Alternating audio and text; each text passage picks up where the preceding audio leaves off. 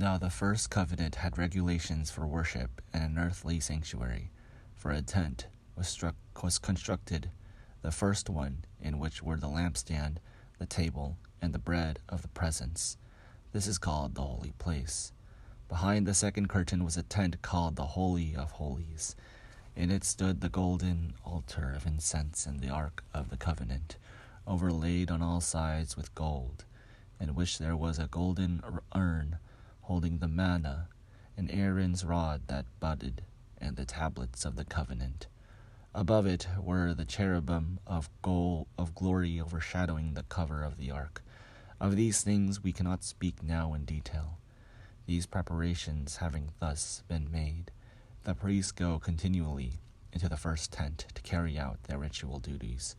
But only the high priest goes into the second, and he but once a year, and not without taking the blood that he offers for himself, and for the sins committed unintentionally by the people. By this the Holy Spirit indicates that the way into the sanctuary has not yet been disclosed, as long as the first tent is still standing.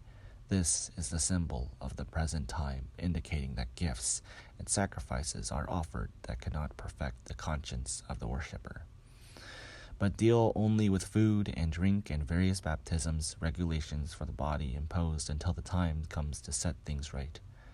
But when Christ came as a high priest of the good things that have come, then through the great and more perfect tent, not made with hands, that is, not of this creation, he entered once for all into the holy place, not with the blood of goats and calves, but with his own blood, thus obtaining eternal redemption.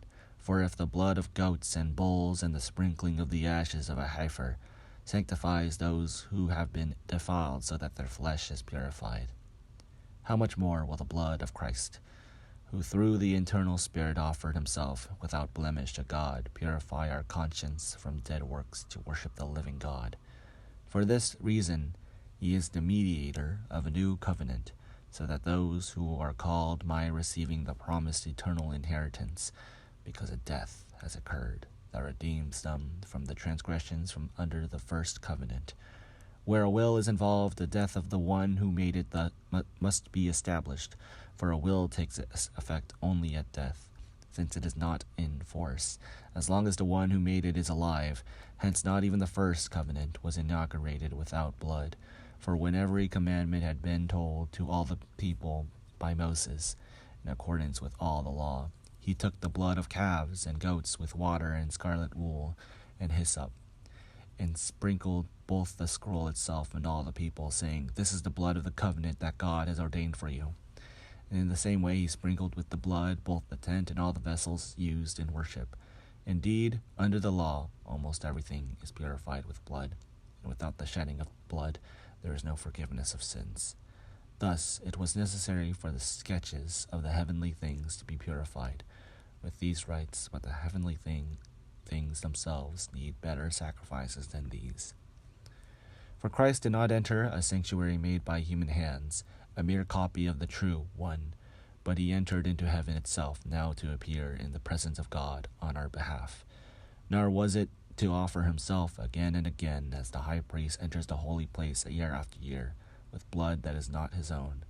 For then he would have had to suffer again and again since the foundation of the world.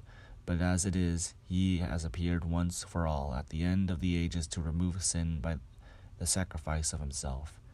And just as it is appointed by immortals to die once, and after that the judgment, so Christ, having been offered once to bear the sins of many, will appear a second time, not to deal with sin, but to save those who are eagerly awaiting for him.